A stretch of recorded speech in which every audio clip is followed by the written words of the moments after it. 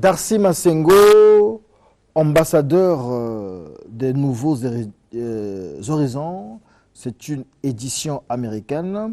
Il est l'invité de notre émission Le Livre du Dimanche pour nous parler du projet 244 000 livres en faveur des enfants du Congo. Qu'est-ce qui se cache réellement derrière ce projet? Bonjour, Monsieur Darcy Masengo. Bonjour, monsieur le journaliste. Alors, vous êtes ambassadeur des Nouveaux Horizons.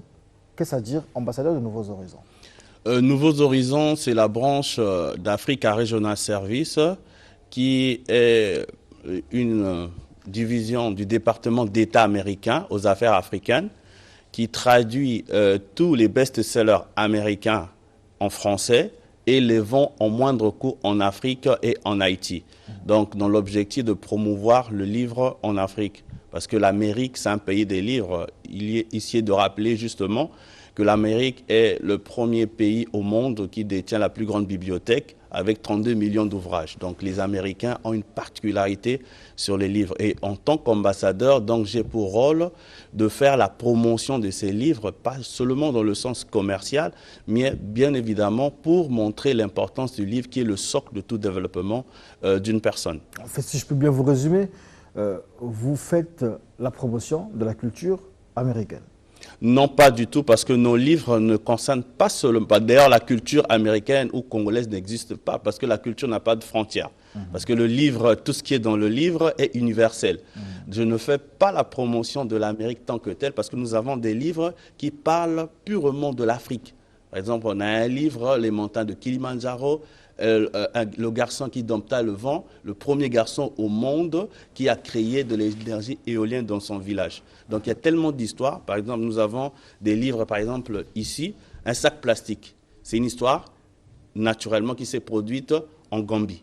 Et aujourd'hui, au Congo, par exemple, le chef de l'État avait signé un décret pour éventuellement annuler l'utilisation des sacs plastiques. Mais cette histoire vraie qui s'est produite en Gambie est mise dans un livre. Donc, il n'y a pas que l'histoire américaine, mais c'est toutes les histoires qui sont incluses dans ces livres. Il faut aussi savoir que la culture, c'est vrai, est universelle, mais chaque peuple a son identité et donc a ses valeurs culturelles. Les valeurs culturelles américaines ne sont pas toujours les mêmes valeurs culturelles au niveau de l'Afrique. Non, je voudrais quand même aborder un point assez important.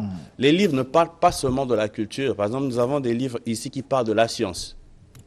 Ashton, Thomas Edison ou encore Belgram, le père du téléphone. Donc la science, on ne parlera pas d'une science congolaise, américaine ou encore, je dirais, ivoirienne. La science est universelle. Le même micro qu'on utilise ici, c'est le même micro qu'on utilise aux États-Unis. Donc c'est pour un peu, je pourrais dire, lever cet équivoque. Ces livres ne sont pas seulement de la culture au sens péjoratif du terme, mais c'est pour promouvoir les connaissances qui peuvent servir pour un peuple à se développer.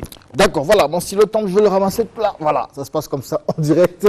Et donc, Nouveaux Horizons, vous nous avez expliqué de quoi il s'agit concrètement. Et les livres, plus lorsqu'on dit, on dit américain, donc on pense rapidement à l'anglais, à l'english. Est-ce que les livres sont écrits d'abord en anglais et puis il y a des traductions qui se font, ou bien ce sont des livres écrits aussi en français directement? Non, ce sont des livres écrits en anglais parce que ce sont des livres d'auteurs américains. Okay. Et les livres sont traduits en français. C'est comme je l'ai dit, la maison a pour spécialité de traduire les livres en français et ces livres sont mis à disposition. Et tous les livres qui sont des Nouveaux Horizons, qui sont au Congo en fait, que vous détenez vous, sont déjà traduits en fait. Oui, et il faut signaler aussi que nous avons des bilingues. Par exemple, j'ai ce livre, Les microbes ne se partagent pas, en anglais, Germs are not sharing.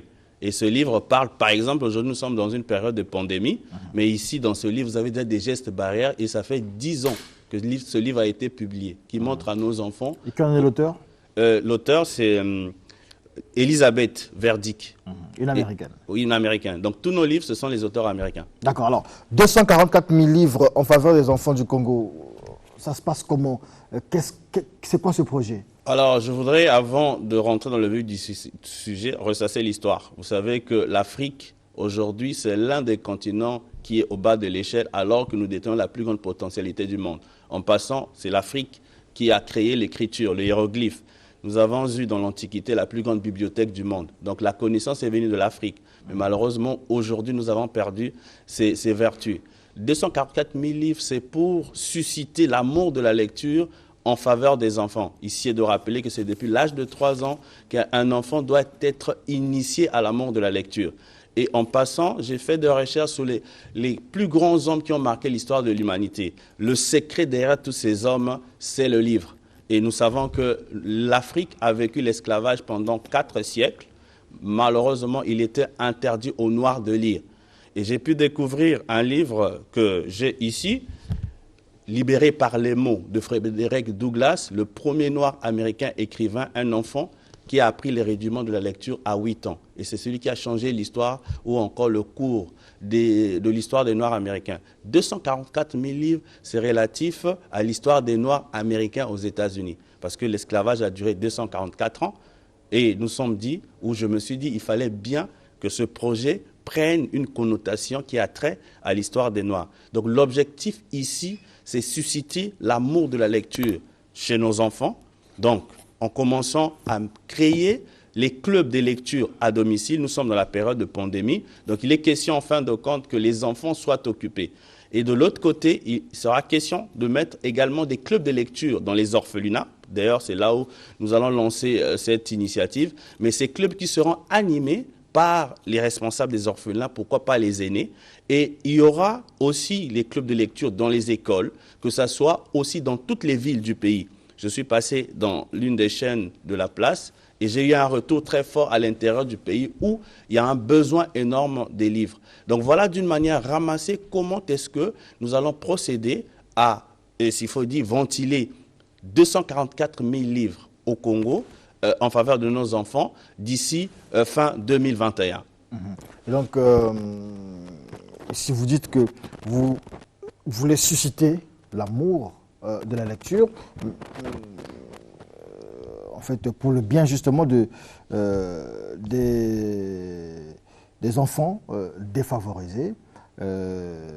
Par contre, j'ai discuté avec vous, les livres, ils ne sont pas, vous ne les distribuez pas, vous ne les offrez pas, ce ne sont pas des dons, mais vous vendez en réalité. Lorsque j'essaie de comprendre, en fait, lorsque je vous entends parler, j'ai l'impression qu'on est là dans une action marketing. On veut vendre les livres de Nouveaux Horizons et on passe par beaucoup de stratagèmes.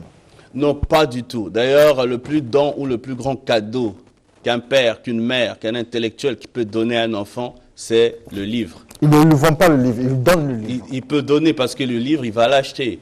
Aujourd'hui, c'est vrai. Et justement, Nouveaux Horizons va acheter les livres pour donner en faveur des enfants. Or, là, on dit en faveur des enfants, mais c'est du commerce carrément qu'on fait. Non, en fait, vous êtes habillé en tenue africaine. Je pense que cet habit-là, il y a eu un processus pour que on puisse confectionner cela. Il y a eu un prix. Toute chose a un prix à payer. Je sais que nous, les Africains, nous aimons la facilité ou la gratuité. Ah non, il ne faut pas le dire. Ça, c'est facile de le dire aussi comme ça. Non, c'est pour dire que ces livres, d'ailleurs, ce sont les livres à moindre coût et à la portée de toutes les bourses. Déjà, dans ce projet, nous incitons les parents, naturellement, à acheter des livres parce que ces livres ont été préparés normalement pour emmener les enfants au développement. Nous avons plus de 160 titres. Ici, par exemple, j'ai un titre, Les Titans de High-Tech, qui présente Mark Zuckerberg, Steve Jobs, Bill Gates, tous les grands tenants du numérique. Et le secret de ces hommes-là, depuis le bas âge, c'était la lecture. Par exemple, Bill Gates a lu l'encyclopédie de A à Z. Tout ça, on connaît l'importance de la lecture. Voilà, et tout à fait. Donc c'est pour dire aujourd'hui que les parents, c'est une condition sine qua non d'acheter les livres aux enfants. Maintenant, de l'autre côté, nous savons qu'il y a une couche défavorisée, par exemple les orphelinats. Nous prenons l'engagement, naturellement, d'offrir ou de faire des dons dans ces milieux. Même à l'intérieur du pays, nous avons eu des contacts ou encore des gens nous ont contactés. Nous allons voir dans la mesure du possible comment envoyer des livres. Et tout à fait, si au Congo, on peut offrir des vivres et les non-vivres, mais pourquoi pas les livres? Je pense que c'est naturellement que les gens... Et vous me disiez que vous attendiez en réalité un soutien du gouvernement congolais. Il me semble que l'ambassade des États-Unis ici est un de vos partenaires, mais vous pensez que le gouvernement ou les pouvoirs publics ici devaient vous aider aussi? D'ailleurs, déjà, c'est un honneur pour nous. Le Congo est l'un des rares pays qui a un président écrivain, ce que beaucoup des Congolais ne savent pas. Et le président aussi a publié un livre, Les Gondwana, un livre jeunesse. Et je pense que déjà, le Congo est un pays d'abord de littérature. Et si et seulement si cela est comme on peut l'évoquer, je pense que le gouvernement ne pourra jamais être insensible, ou encore nos cadres, nos dirigeants, nos intellectuels, à pouvoir accompagner cette initiative qui permettra aux enfants du Congo d'être en possession des livres de qualité. Et par là, il n'y a pas que le gouvernement, mais tout citoyen est censé d'être sensible, et surtout que le projet tient lieu de pouvoir offrir les livres à nos enfants. Chez nous, on dit lecteur aujourd'hui, leader demain. On ne peut pas prétendre demain avoir des bons dirigeants, des hauts cadres, si on ne prépare pas depuis la base.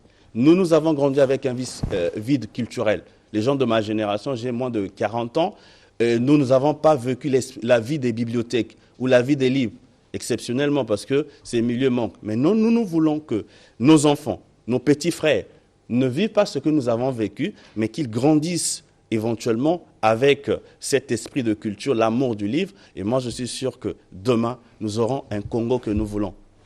Merci beaucoup, Monsieur Darcy Masengo. Avec vous, nous parlions du projet 244 000 livres en faveur des enfants du Congo, tous les enfants du Congo, mais aussi toutes les catégories d'enfants.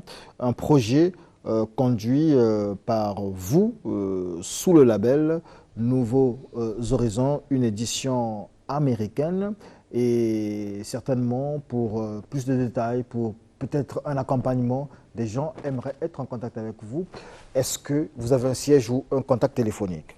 Déjà en passant, comme je l'ai dit, nous sommes dans une période de pandémie. Nous lançons déjà des clubs de lecture virtuels sur Zoom, où nous demandons aux parents, dans cette période de vacances, de donner la chance à leurs enfants de participer à ce programme. Je pourrais éventuellement donner mon numéro de téléphone, c'est le 06 936 67 26. Je reprends le 06 936 67 26. Et à l'intérieur du pays, parce que l'objectif est éventuellement, c'est aussi de mettre en place des clubs de lecture dans toutes les villes du Congo. Nos compatriotes à l'intérieur peuvent nous contacter et nous verrons dans la mesure du possible comment mettre à leur disposition les ouvrages. Et je donne aussi mon mail parce que nous avons la possibilité de vous donner ou encore de vous envoyer les catalogues. C'est darcymasengo@gmail.com. Merci beaucoup, c'était le livre du dimanche. Tout de suite, Karine Blanche-Kanda pour l'actualité des religions et de la spiritualité. Mais je voudrais quand même vous offrir un livre. La pratique du journalisme. Oui, la pratique du journalisme par rapport au travail que vous faites. Merci beaucoup. C'est un livre de vos horizons.